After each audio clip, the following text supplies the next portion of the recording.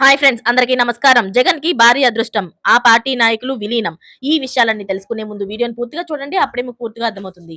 అదే విధంగా చాలా మంది సబ్స్క్రైబ్ చేసుకోకుండా వీడియోని చూస్తున్నారు, దయచేసి సబ్స్క్రైబ్ చేసుకోండి. సబ్స్క్రైబ్ చేసుకోవడం వల్ల నేను చేసే ప్రతి వీడియో అప్డేట్ మీకు ముందుగానే నోటిఫికేషన్ రూపంలో వస్తుంది. అదే విధంగా లైక్ చేయడం మర్చిపోతున్నారు, దయచేసి లైక్ చేయండి. లైక్ చేయడం వల్ల ఇటువంటి ఇంపార్టెంట్ ఇన్ఫర్మేషన్ చాలా మందికి రీచ్ చేసిన వాళ్ళు అవుతాం. ఇక లేట్ చేయకుండా వీడియోలోకి వెళ్ళిపోతాం. తెలంగాణ కాంగ్రెస్ పార్టీలో వైఎస్ జగన్ నినాదాలు వినిపిస్తున్నాయి. జై జగన్ అంటూ కాంగ్రెస్ నేతలే నినాదాలు ఇవ్వడం ఇప్పుడు హాట్ టాపిక్ గా మారింది. తాజాగా టీపీసీసీ విస్తృత స్థాయి కార్యవర్గ సమావేశం జరిగింది. హైదరాబాద్ లోని ఓ ప్రముఖ హోటల్లో తెలంగాణ పీసీసీ విస్తృత స్థాయి కార్యవర్గ సమావేశం జరుగునట్లు చెబుతున్నారు. అయితే ఈ సమావేశానికి ఢిల్లీ నుంచి వచ్చిన కీలక నేతలు, అలాగే తెలంగాణ కాంగ్రెస్ నేతలు అందరూ హాజరయ్యారు. ఈ సందర్భంగా సోషల్ మీడియా వేదికగా ప్రతిపక్షాలను చీల్చి చెండాడడం, అలాగే తెలంగాణలో సంక్షేమ పథకాలు ప్రజల వద్దకు చేర్చడం అలాంటి అంశాలు ఎజెండాగా పెట్టుకొని టీపీసీసీ విస్తృత స్థాయి కార్యవర్గ సమావేశం అయ్యింది.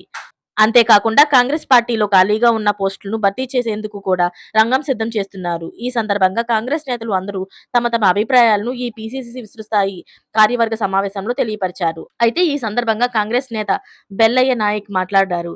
కాంగ్రెస్ చేసిన అద్భుతాలను, విజయాలను గుర్తు చేసుకున్నారు.